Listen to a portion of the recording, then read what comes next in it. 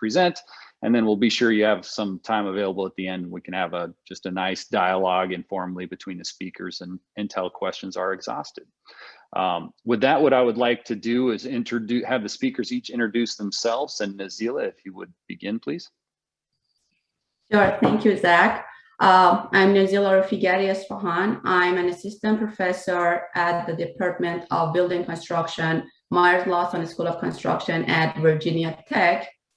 To give you a little bit of background about myself, I finished my PhD in 2016 at McMaster University in Canada, then moved to Florida, University of Florida, did a postdoc, and then ended up here at Virginia Tech. And my research work focuses on improving smart technologies for use in highway and building construction projects. I look at how we can design human-centered technologies that can be used by construction workers to improve their safety and efficiency. With that, I'm going to hand it to Mike for introduction. Thanks, Nazila. So I'm Mike Mullenhauer. I direct the Center for Technology Implementation here at the Virginia Tech Transportation Institute. We have worked with the Virginia DOT for some time now to develop both a connected vehicle environment and really some nice applications that focus in on safety for work zone workers. And a lot of the time that is about deriving real-time and accurate information about what's happening in a work zone and where it's located. And we're trying to develop enough, I guess, capability and resolution in that space to be able to provide detailed information, not only to drivers, but also to automated vehicles. So with that, I'll go ahead and turn it over to you, JP. Good afternoon, everybody. My name is Jean-Paul Taleo Villela. I am a senior technology implementer at the Division of Technology Implementation at VTTI. And as Mike already said, we have been working with the Virginia DOT on several projects focusing on work zone deployments and also technologies that can help for work zone safety. Also, our division focus in vehicle automation and connected vehicle technology.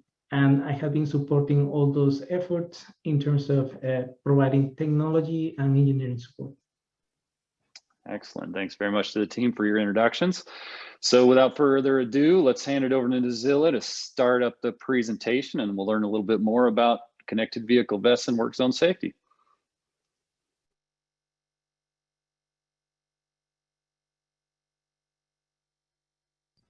Thank you very much, Zach.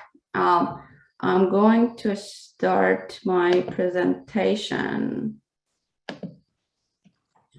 And as it was already mentioned, we are going to present our project on developing a smart vest for improving roadside safety. I want to start my presentation with some sad news that we are hearing every day, but we are most probably ignoring it because just it is happening a lot. A Maryland highway worker was killed by an excavator a month ago in a highway work zone. Another construction worker was killed almost 2 months ago by a truck in a highway work zone. We had another fatigued construction worker who was pinned by his own truck on the work zone. So these show the severity of the problem that we are facing. We are hearing these every day, and we're kind of gotten numb by hearing it a lot. But that's the problem that needs to be answered today. Tomorrow is late. Let's look at some data about these fatalities. In the period from 1982 to 2017, in 35 years, we had 27,000 individuals being dead in highway work zones. That means a work zone crash happened every almost 6 minutes, and a fatality happened every almost 9 minutes. That is a lot. And in a period of 14 years, from 2003 to 2017, almost 1,900 workers lost their lives at highway work zones. So, and the cause of the fatality was either the worker being hit by passing traffic or by an equipment inside of the work zone. So that shows the severity. And if we look at the statistics of the details of these crashes, we could see on the right side for workers, we can see some fluctuation, but the rate is increasing. It is not going down. We are having more fatalities for workers every year. So that means that we should find a solution for that. Why are we having these many accidents and fatalities in highway work zones? Well, first of all, we all know that our highway infrastructure is aging. That means we need more maintenance, repair, and construction work in our highways. And the number of cars are also increasing by introduction of connected and automated vehicle. It is even more increasing. So that means more work zones. That means more accidents. And the other thing is the need for having nighttime work shift is also increasing. And that's when most of the accidents happen. Statistics show that 76% of worker accidents were caused by the passing traffic, and that was followed by construction machinery and trucks. So we have accidents coming from outside of the work zone, as well as having them from inside of the work zone. So that means we need to do something. Before going further ahead, I want to show you what we are dealing with. And that comes from an experiment that we had in January with our smart vest.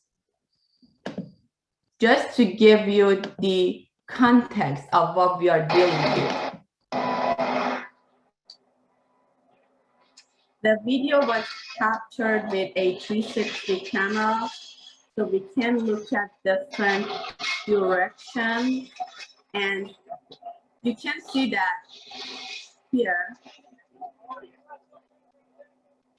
we have a noisy environment, and we have different actors that are involved. We have high-speed traffic passing by. We have the worker focusing on his job while moving between different equipment. And at the same time, he is doing his job, so he cannot be aware of everything that is going on around him. So that gives you a pretty good idea of, sorry for that, of the kind of environment that we are dealing with. So we have an environment that is dynamically changing, and you cannot know what is going to happen. We have different actors that are involved. We have workers, we have construction equipment, and we have the passing traffic. And it can be a driverless car or smart cars and the dumber cars, the ones that are not smart yet. And the worker, because they need to focus on the work they're doing, they are not completely aware of everything that is going on around them. So that means we need a holistic system that gets information from these actors and detects, predicts any accident that can happen, so we can warn them before those accidents actually happen. So instead of having an after the fact remedy, we need to have a prevention strategy. And especially with having a connected and automated vehicles, such an automated system is going to be very helpful in connecting all of these actors together. So we started down the road of having that in mind, and we started doing two projects, both funded by safety program. First, we needed to develop the algorithms that connected these actors and was able to detect the threats. And then we needed to include workers in that equation. So in the first project, we developed a system that was able to receive real-time location information from workers, connected vehicles, and also construction equipment using ultra-wideband sensors, and then detected unsafe proximities based on those locations. So we would know that in the next few minutes, an accident is going to happen, so we could warn them. And at that project, we were focusing on letting the drivers know that you are near an active work zone and also that you are getting into an imminent threat. And we were also able to visualize the trajectories of our actors online. So in that scenario, we got the information from the work zone, the data from worker, and again, we were only receiving information from workers. We were not sending them any information. And construction equipment, and also we were receiving information from connected vehicles, and we were detecting potential threats and sending back information to connected vehicles through a simple app that just showed the situation by a color code. If it was safe, then as you could see, you can see on the top left, the app would show that, a green background, meaning that you are safe. If they were getting into close proximity of an active work zone, meaning a work zone with workers in it, actively working, they could get an orange message. And the color coding was just to provide them the information and not distract them. And then if we were detecting any unsafe proximities happening, we were sending a red background to the app, showing that they have to do something. They have to change the trajectory, they have to slow down. So to give them information about what is going to happen beforehand. But as you could see, in that one, we were only receiving information from workers. We were not providing them. And from the beginning, I kept saying they are the most vulnerable users in this situation. So they are the ones that need to know first of anything that is going to happen to them. And it's not enough to just warn them that something is going to happen, because they are so focused on their activities that they cannot decide on what is the best preventive action. So we need to provide them with more than that. And that was where the Smart Vest project started. So we could get more information from the workers, not only their location. Now we needed to know what activities they're doing, what is their duty status, and also what is their location, and then provide them with information about any detected hazards. That is where we started working on a wearable. And for something to be practical to use in construction work zones, first of all, it shouldn't add burden to the workers. They are not, construction workers are the most resistant when it comes to technology. So we need to ensure the technology that we are providing them is not distracting them, and it is not interrupting their work. And they can wear it for long hours of time. So the idea of adding components to the PPE that they are wearing already came from that. So we started working on a vest, because vest is the one piece of equipment that they have to wear no matter what in all the job sites. And that has most locations for adding sensors and actuators. So consider the smart vest as a wearable device that is going to be designed to raise the situation awareness of the workers. It should be able to locate them.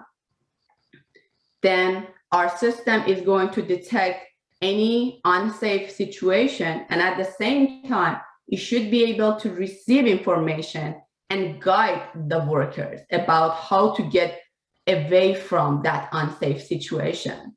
And considering that, we need to know that some situations are more unsafe than others for workers. For example, being closer to the work zone border is definitely going to be more unsafe for them because they are going to be more exposed to passing traffic. At the same time, if a vehicle that's passing by is moving at a higher speed, that means any deviation from the trajectory that they have can cause an accident, and that is going to happen faster. So we need to consider different factors when we are trying to detect, so that we are giving the workers enough time to take a preventive action. So for the development, we went through different steps, and the very first step was to know what are the requirements. What is the requirement about the type of vest that they have to wear on the work zone, on the highway work zone? What is the material? And also what kind of sensors, what kind of technology we need to add to that PPE. Then we needed to know what is the hardware and software needs that we have, how we can make everything work, and then create the best physical prototype of the system. For the design requirements, we considered different considerations. First, we need to know accurate location of the workers. So we need to have a location sensing technology that is accurate, has lowest latency, it's durable, it's lightweight, because again, we do not want to add too much weight, too much burden to them. And it can easily be used in the type of environment that I just showed you. Then the other factor we needed to take into account was how we are going to communicate the information with the worker. So we needed to look at different human-machine interaction strategies.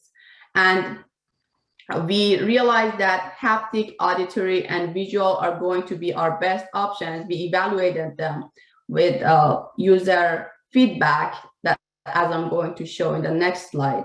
But in selecting those strategies, two most important factors are the comfort of the wearer and the amount of distraction that modality of HMI is going to provide, because we want to warn them, but we do not want to distract them.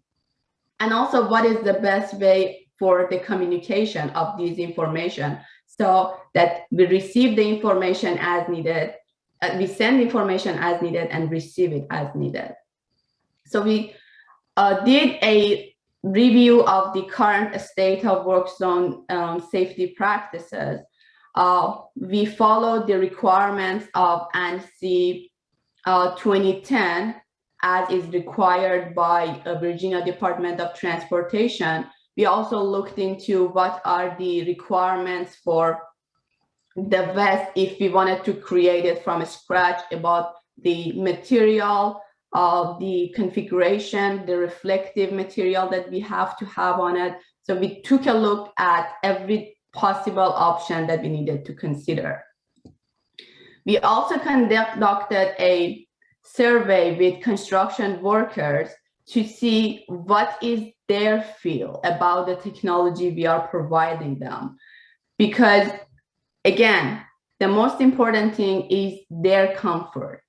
So we asked them about the different types of HMI that they are going to be feeling comfortable receiving information from, and at the same time, they think it is going to be more effective in warning them. We asked them about different work zone situations such as day and night, as well as different activities that they're doing. And at the end, we came up with the idea that a combination of all the three HMI modalities, haptic, auditory, and visual, is going to be best in most of the situations. So at the end, we started our hardware search, knowing that we are going to have multimodal HMI. And the other thing is that all the components that we are using need to be lightweight. If it is heavy, they are not going to wear it. And the item should come as detachable elements. So if they have to wash or change their vest, they can easily do that without losing the technology. With that, I'm going to hand it over to Mike.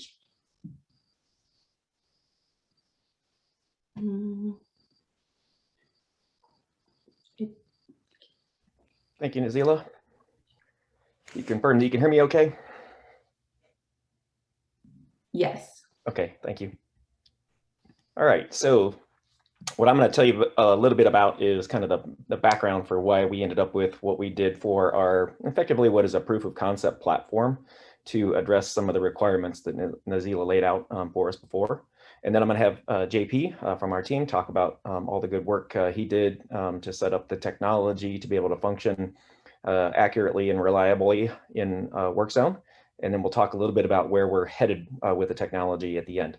So knowing that we needed a prototype, something to be able to test out a few aspects of the vest in real work zone operations. And this is things like reliability of the communications, you know, how effective the GPS signal is with the type of technology we could get our hands on at the time, as well as the warning modalities. So these are things like tactors that were put into the vest. So these are vibrating effectively like a cell phone vibrator motor that we would put into the belt of the unit to try to convey directionality to the wearer. And so we came up with a design that was ultimately built onto what is a tactical vest, knowing that you know, this was going to be a test platform and that we would learn what we needed to learn from this development, but then probably migrate to a more custom built design sometime in the future. So I think that worked out pretty well, and that we had, you know, an opportunity to be able to develop, I guess, many of the components. We had the ability to put in the tactors. We had LED strips along the front of the vest that kind of coincided with the retroreflective strips, and also on the back. And then we had speakers or buzzers that were up on the shoulders so that they were close to the ears to be able to provide, again, feedback to the wearer. And so these were used in a number of cases, both, you know, just doing demonstration and test of how the vest would function as the operator got near a geofence boundary or was in a potential collision scenario with the vehicle, how that would effectively warn the wearer of the vest. And so we used it to try out a couple of those modalities and learn what we could learn from this version of the system. The system included some components that we are now looking at in a next version of the program, swapping out to have something that's a little bit more streamlined, maybe a little less weight, using a little less power, so that we can really kind of zero in on what a commercializable system might look like in the end. But for this version, we did have a GPS antenna. You're seeing the buzzer that was up on the shoulder strap as well. And then on the back of it, you see this sort of pouch that would sit right between the shoulder blades. That's effectively where, I guess, the brains of the system and the communications equipment and battery were contained. And if you look further at the vest, again, this is more of the beta prototype. And so the red components that you see along the belt are locations of tactors. The idea was that we wanted to understand whether or not we could effectively provide a signal that would convey directionality of a threat to the wearer. So that means if they're, let's say, backing towards the edge of a work zone, if you give them, I guess, if you effectively fire the back two tactors in whatever pattern you choose, does that really convey directionality to them? And is that accurate enough, given the inputs we have from the IMU and the GPS, to really be able to provide that in a reasonable way? In addition, the hardware board that you see on the right contains all the communications equipment, the electronics that control both the send and receive of messages and GPS data, but are also controlling the HMI components as they're controlled for the wearer as well. And with that, I'm going to turn it over to JP to tell you more about the details of the system that was put together. Thank you, Mike.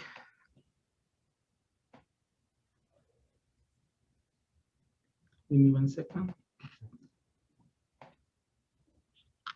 Can you see my screen? Yes, I can. Okay. So I will talk more about the technology being used on the smart vest component system in order to provide the precision to alert the workers in a work zone. We do a technology check. We start with the ultraviolet sensors, but that system didn't give us the precision required. We switched to a more precise solution using GPS RTK system, and that give us in overall a really good precision, like less than 10 centimeters. So I'm going to describe the main components of the system in a typical deployment. We have the base station. The base station is pretty much the main or the core of the system itself. It provides the RTK by surveying the location by probably 15 or 20 minutes. After that time, it provides corrections to any of the receivers that can support that technology. Every smart vest has a wireless link to the base station using XB, where it receives the RTK corrections and provide precise GPS localization data, and with that, the system can detect properly where the worker is situated in a geofence or polygon area, which is determined by the activity area they are actually running or they are actually working on. We also have the geoplotter. The geoplotter is a handheld device that pretty much has the same hardware as the smart vest, but we use it to actually create this virtual geofence by plotting specific points around the activity area, forming a polygon. This geoplotter allows us to actually create on-site whatever activity area the workers will be working on. Having these three systems running at the same time provide us all the information we need to actually alert the workers with a really precise localization information. The GPS that we are using right now can provide less than 10 centimeters precision. It can be tuned to get up to 2 centimeters precision with more server time, meaning the base station requires probably 30 minutes or even 40 minutes before it can be deployed in order to provide those corrections and that low, really low centimeter error in terms of localizing the smart vests. Let's see to the next slide. So the smart vest and geoplotter, the system that were based off of a NXP embedded processor, which is a 32-bit ARM processor running at 40 megahertz.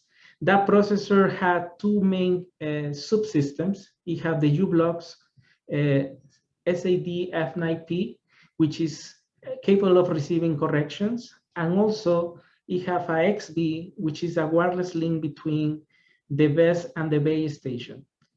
That wireless link provides the corrections one way. In the other way, it can also provide the HMI control request for the vest to enable or trigger specific HMIs, which are the audio, the LEDs, and the tactors. Those HMIs will be processed by the base station. And as you can see in the picture, the base station is an embedded computer, a Raspberry Pi 4, that we are calling the gateway, running an application. They actually process all the GPS information from all the vests that can be located in the work zone.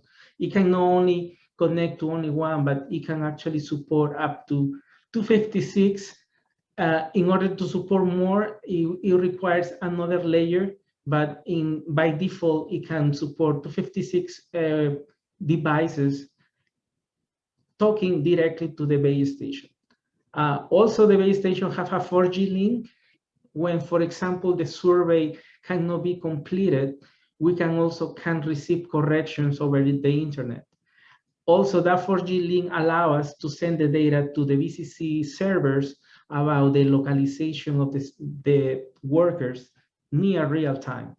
And I say near real time because the 4G is not guaranteed to provide us low latency. We can see some variance between 100 milliseconds up to 300 milliseconds in delays when we are uploading the data to our BTTI servers.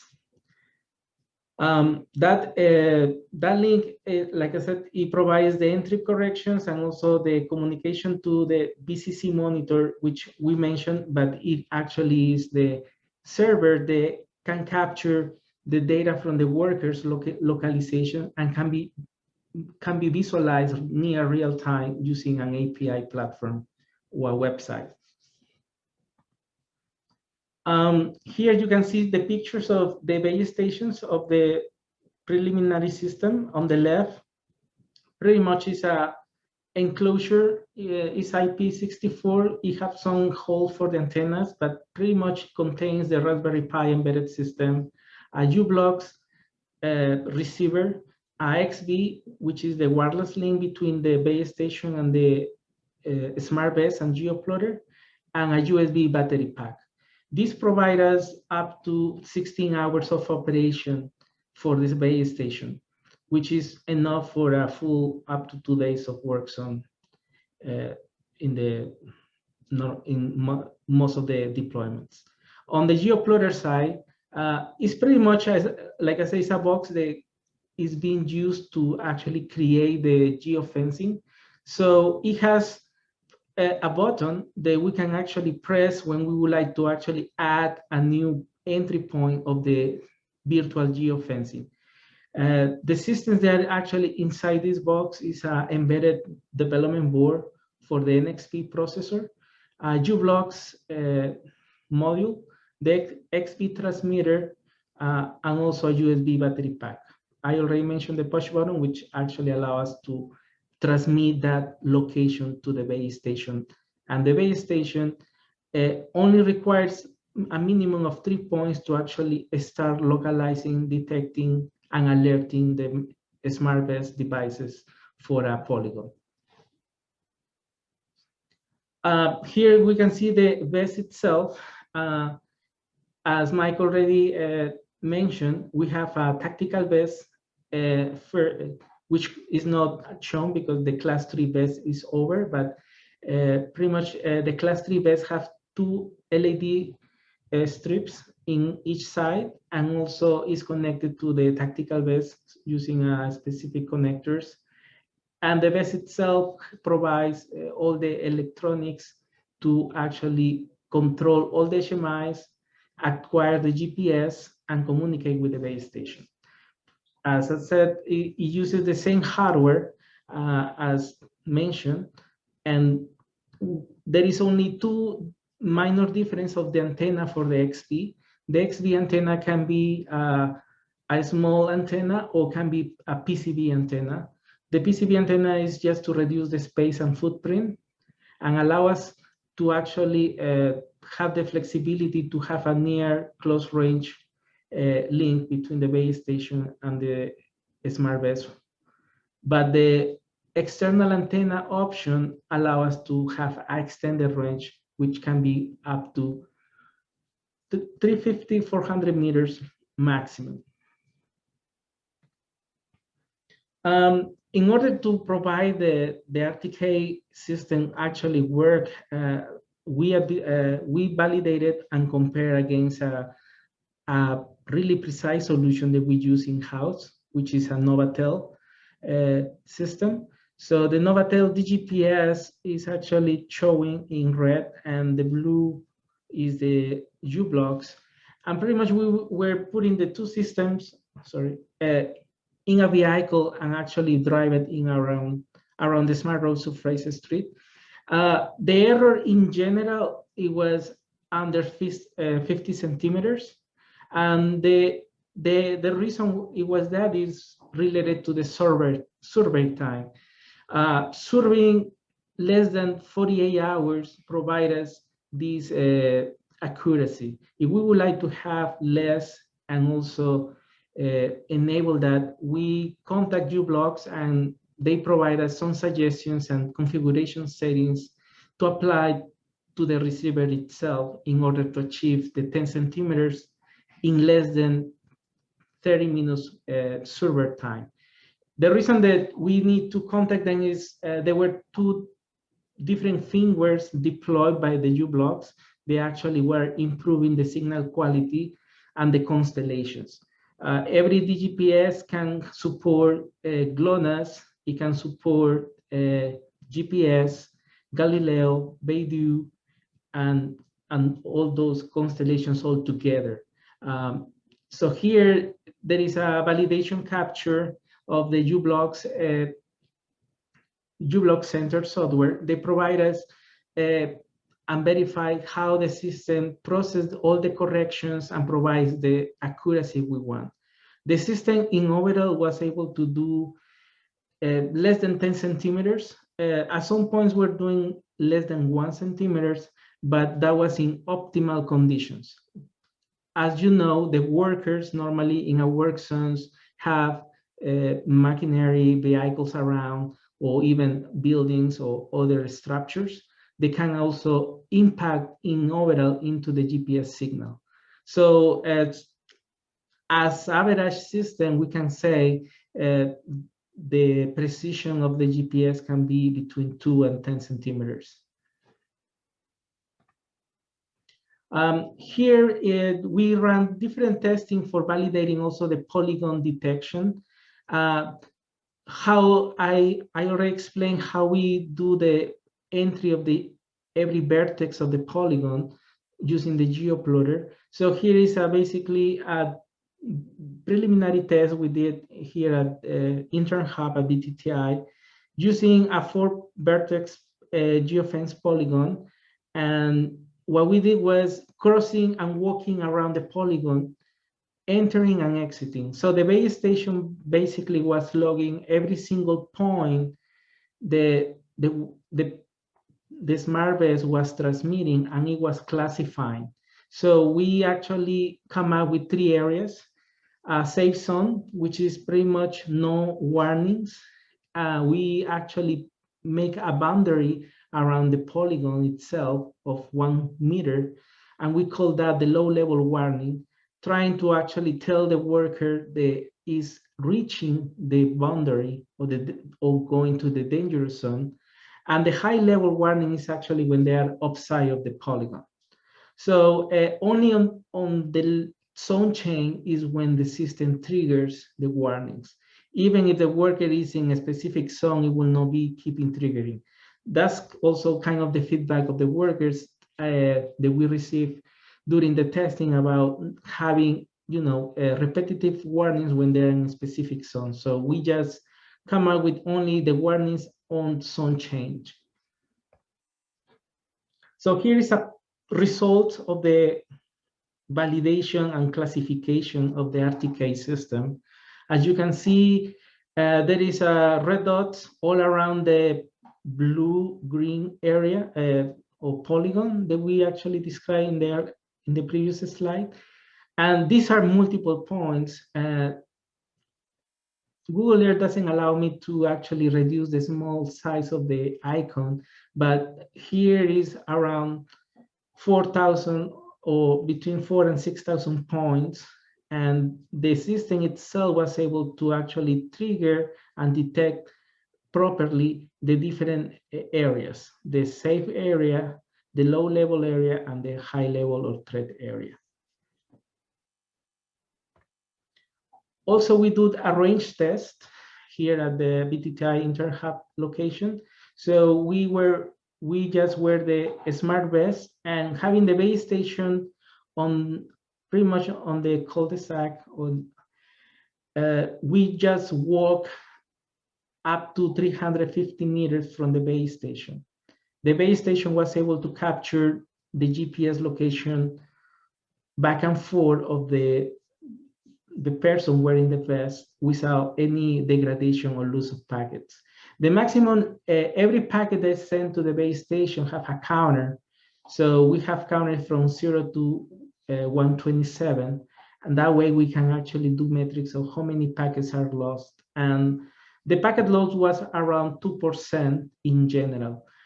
Be advised, this test was having vehicles in between and even at a tractor trailer also. So the system itself have good coverage. To get more or line of sight between the base station and the vest itself is having the antennas exposed to each other.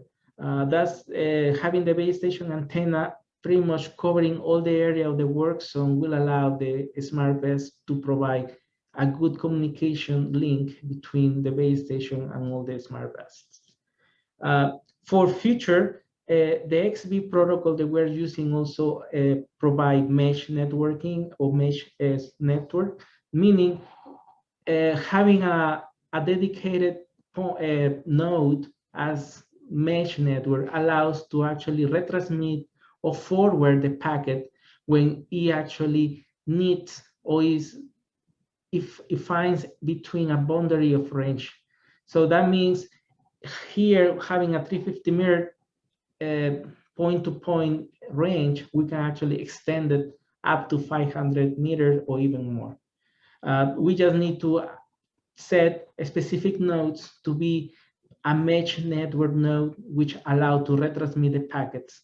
So other nodes can receive it even on the base station. I will give control to Mike. He will be now explaining about the future activities.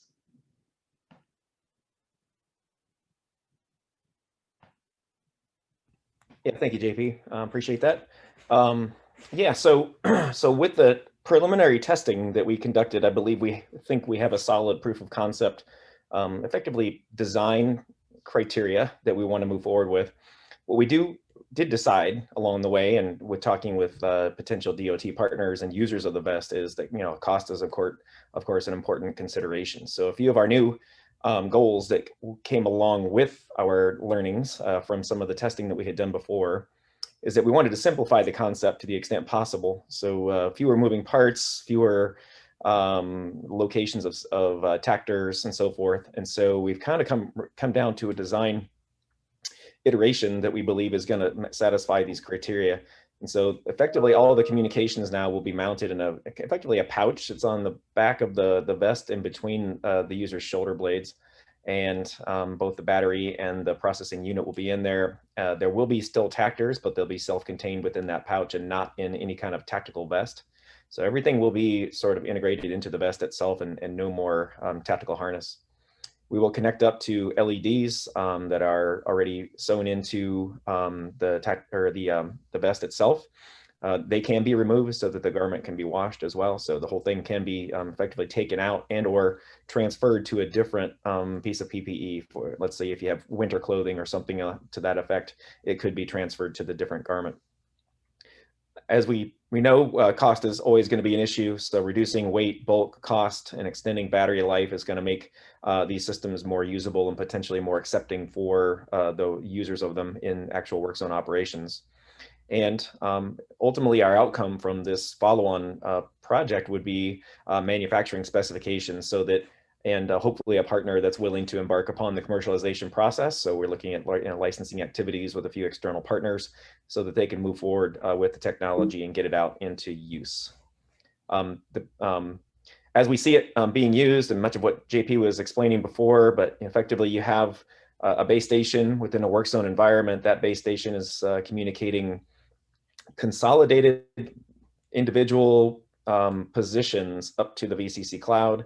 The VCC cloud is able to present those positions back out to the vehicle over 4G if it's outside of the range of, let's say, like an RSU that would be integrated into the base station. If the RSU has been integrated and is there, it would broadcast directly to vehicles that are approaching. And that's a much better scenario for low latency communications where imminent collision types of warnings need to be provided. We can also envision units being added potentially to construction equipment. So the same unit in a vehicle mounted device could provide more information to collision potential algorithms looking at things like run over worker types of collisions that occur in these areas. And we have a smart cone device that's on the drawing board as well that uses, again, much of the same technology that's in the VEST, but can be used to define better what some of the geo boundaries are for where the safe areas are within the work zone, but also helps extend the communications through that mesh networking concept that JP mentioned before. So we have both a separate project to move forward with doing another design iteration on the VEST. That's just what I explained. But we also have within our work, our Virginia DOT work zone work for the next year, an opportunity to go out to 2 separate maintenance projects and then outfit quite a few more people with the technology using the new design, applying some of the smart cones and having the base station. And we'll do some demonstration and data collection to evaluate how effective these are. But we really want to zero in on the feedback, subjective feedback from both the worker themselves and the contractors as to how these systems can be applied. We also have a secondary project that allows us to interface this device with our work zone builder project. For those who don't know, the work zone builder is a means for a work zone designer to tap out an activity area, choose a temporary traffic control template, and then it builds up the work zone, including positions of signs, where the activity areas are, the tapers, and all that, the geography effectively of the work zone.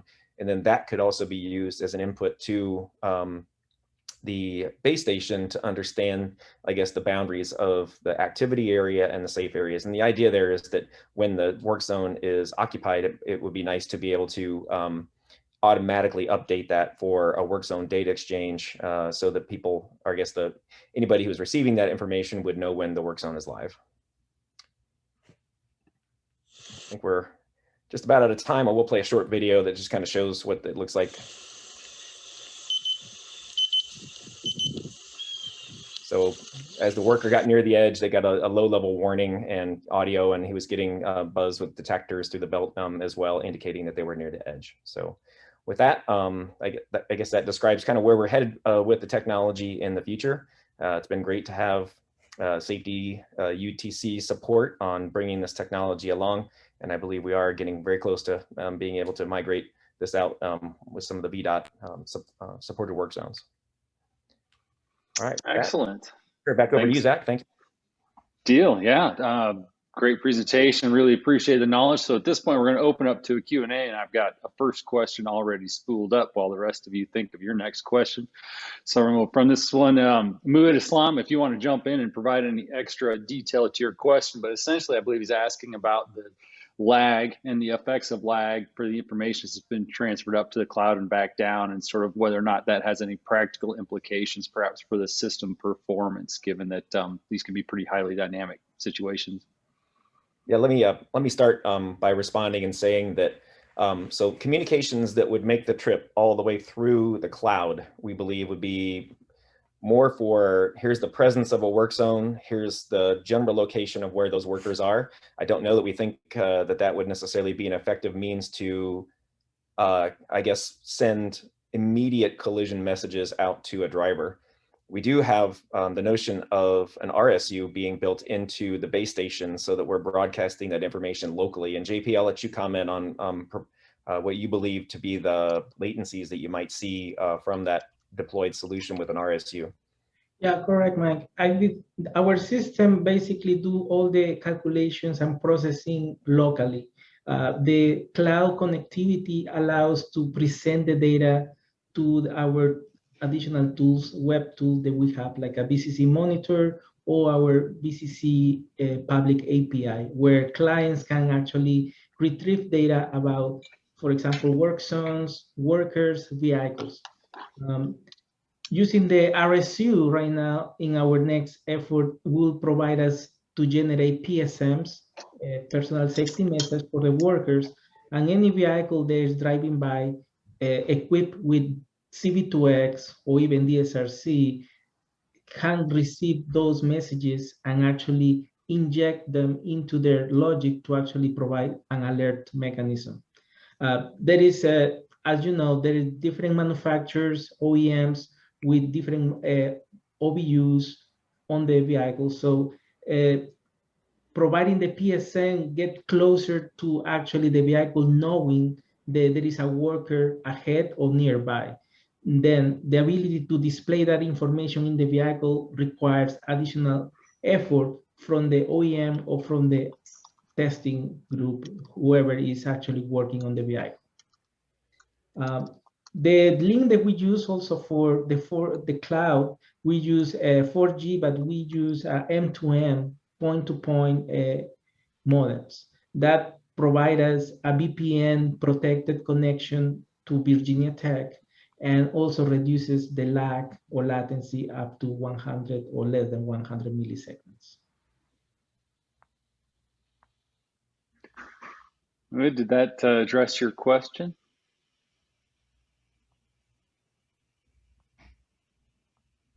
It did. Thank you for the explanation. Thank you. Anybody who's got a question, either raise your hand or feel free to just unmute and ask.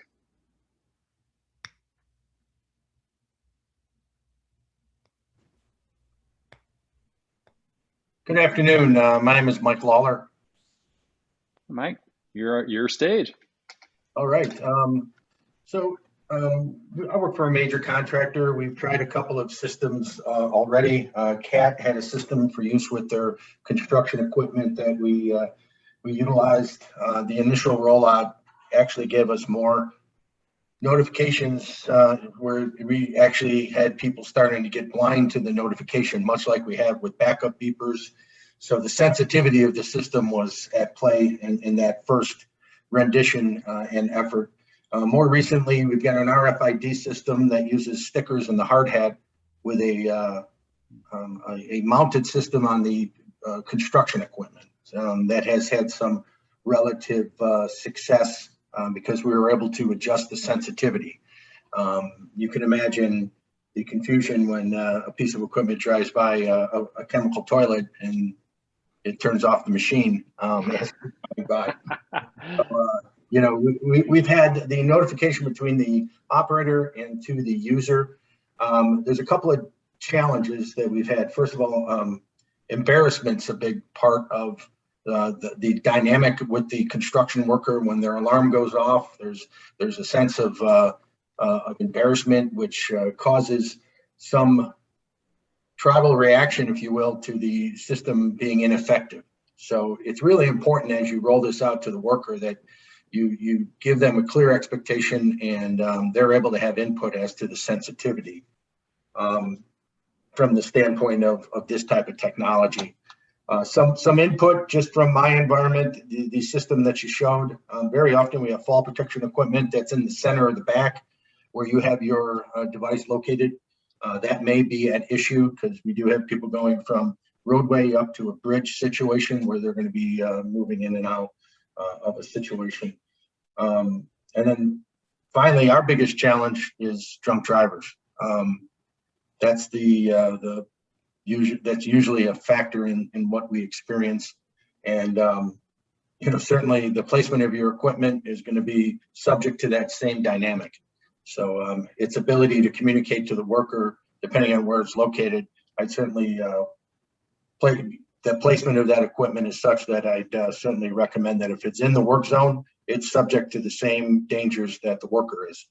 And then unfortunately, we may be making decisions on information that's no longer available, depending on the series, the way you set your series up, and whether or not it's able to communicate in a large work zone. Are you able to set these up, you know, in a work zone that's maybe a mile long? Has that been tested yet? 2 miles long? I'll jump in and say that we have not tested that yet. We're planning to do more of that testing with that VCC VDOT project that'll be coming up in the spring. Sure. As JP mentioned, with the mesh network, you can extend the range of the system. At some level, that likely probably means that there would maybe have to be 2 base stations in the system. So it's not, I think that's all to be, I guess, determined yet. I think when we were thinking about the design, we were oftentimes looking at maintenance operations, along freeway type operations as a first target. That's kind of where VDOT has recommended that we focus to get started. And so some of those don't have that range issue that you're talking about. So I think it is a fair point. I think it's also a fair point about the location of the equipment. So location of the base station itself, we would like to have it be, near the, I guess, the beginning of where an activity area is or where a taper begins, so that we're able to broadcast out information as far forward to drivers as possible as to, whether or not it's located, what the hazards are, and where the individuals are located. So, but yeah, if a vehicle comes crashing into the work zone, I mean, that in itself is an intrusion that would notify the worker.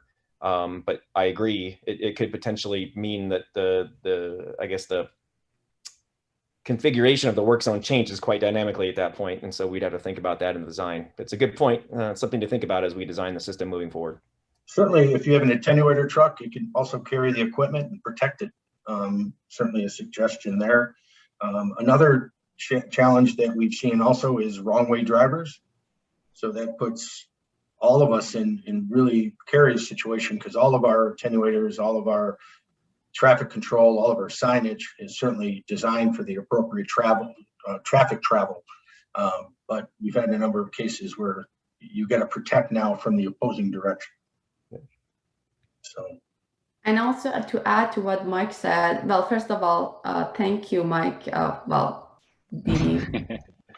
Mike who is asking the question, for those very good points. About your first point about workers becoming blind by the amount of notification that they were receiving, that's why it is very important to consider as many factors as we can. And as we saw in the video, for example, when they get close to the truck, it doesn't mean there is a collision. When they get close to the border, it doesn't necessarily mean that it's a collision. So that's why we are focusing on imminent threats. We keep talking about imminent threats, and the detectors that we have, it tries to give them a direction to move to, so they don't need to, so they can trust the technology, to put it the best way.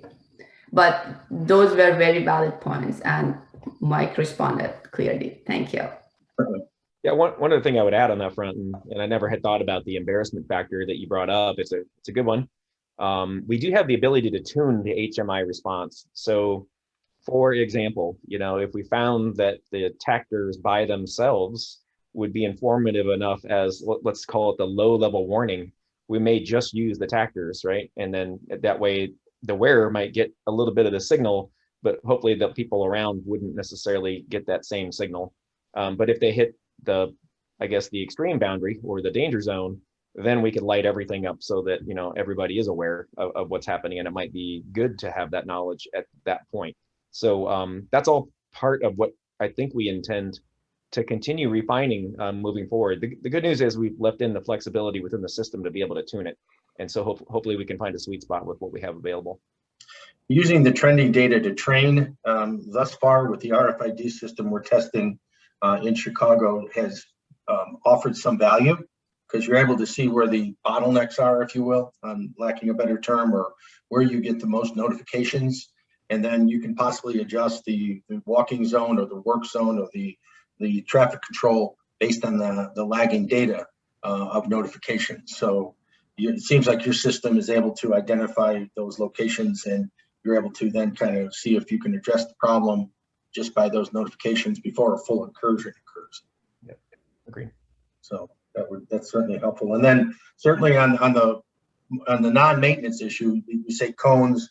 As we get into regular highway work, you're going to have some opportunity to use barrels, which give you a little bit more room versus cones. And then certainly the traditional concrete jersey barrier, which would offer some protection also. very often, if we have the luxury of the concrete Jersey barrier, certainly that's another place to locate that equipment. Agreed.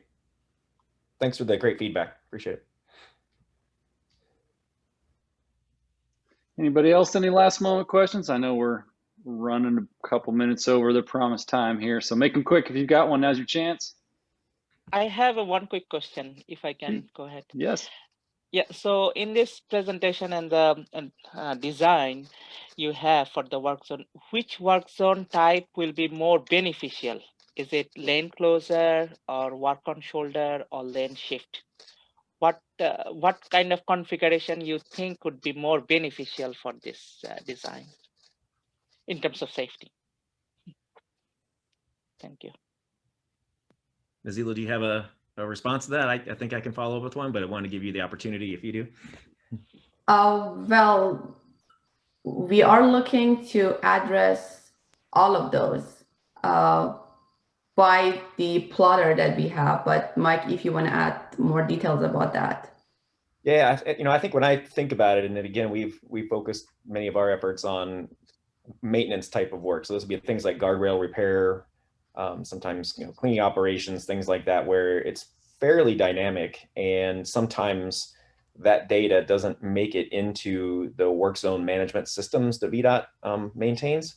And so the ability to have something local that's able to collect and produce the data and then bring it into a work zone data exchange, I think is going to give us the best short-term benefit as well.